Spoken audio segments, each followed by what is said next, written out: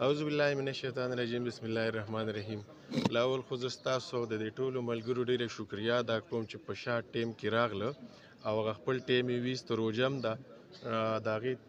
تاسو وکته چې د دې د نن نه کم جوش او پروش دی او د هغې نه مخکې که سوچ وکړو نو زه د خپلو مشرانو ډېره شکریا ادا کوم، د جناب آفتاب احمد خان شیرپاو صاحب، جناب سکندر حیات خان شیرپاو صاحب چې دغه اعتماد یې په موږ وکړو او هغه ټیکټ ما ته میلاو شو. انشاءالله زما د ټول تحصیل تنګي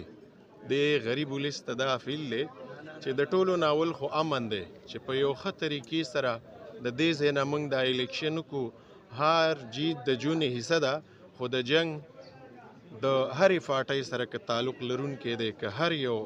ځای کې تعلق لرونکی دی، هغوی ته زما دغه یو میسیج هم دی چې انشاءالله په یو ښه طریقې به موږ د دې تحصیلي تنګي د عوامو مشري کوو او مخ په وړاندې به ځو. انشاءالله دا د قومي وطن پارټۍ کور او ګړ دی او انشاءالله به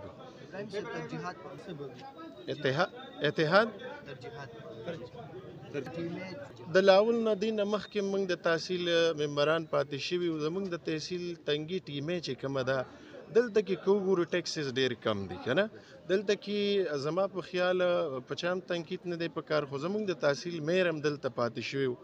نو هغه فنډ موږ ته د نن تاریخه پورې رانغلو. زموږ به خپل دا کوشش او خواهش دی چې زموږ څنګه یو پارټي ده زموږ په شا باندې او زموږ د پارټۍ مشران شته، نو انشاءالله چې دغه شانته د مخکې د دې ټیمې حالات وګورئ، دلته به فنډز وو، پیسې به وي، هر قسمه کار به کېدو. هغه د چا نه پټ نه دی، جناب آفتاب احمد خان شیرپاو صاحب هم دې ټیمې ته بې راوړلې او هغه پیسې نن هم خلک لګوي. دا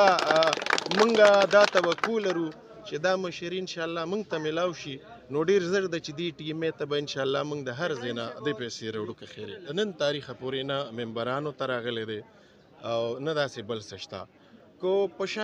شرع او ظاهره باندې وګورو نو په ټیمې کې سونه او د هغې خپل چې د هر سړي خپل څومره وس حیثیت وي د هغې پورې منډه وي. خو زه وایم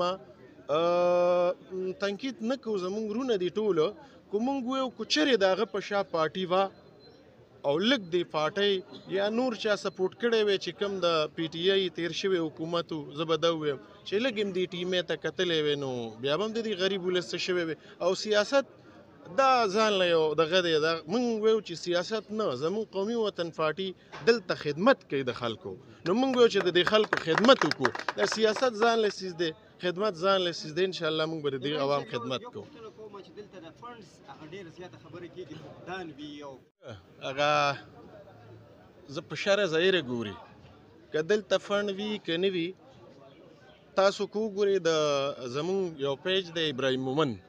د دې نه مخکې ما سره فنډ نو په هغې په ریکارډ 75 ټرانسفرمر دی غریب ولس ته ما کړي د خپل طرفه په ریکارډ پرتې دي. بیا به هغې ته لاړ شي په هغه پیج کې به وګورئ چې څومره لارې دی غریب ولس ته ما کړي په ریکارډ پرتې دي. بیا به دا وګورئ چې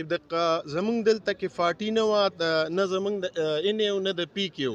بیا هم زموږ د مشر دومره غټ کمالات دي چې تاسو په هر یونین کونسل په دې اینه کې وګرځئ، په هره اینه کې کار شوی دی او وګورئ په ریکارډ پراته دي او ما هم کړي دي. نو زه دا وایم دې غریب ولس ته چې مایوسه کېږئ مه، چې تر څو پورې زما جذبه انشاءالله زما چې څومره هر څه دي که زما دپاره که دا د غریب ولس دپاره دا قرباني راځي چې زما د اساسه د امنیه به مو له خرڅوم، انشاءالله د جیبه به د دې خدمت کوم.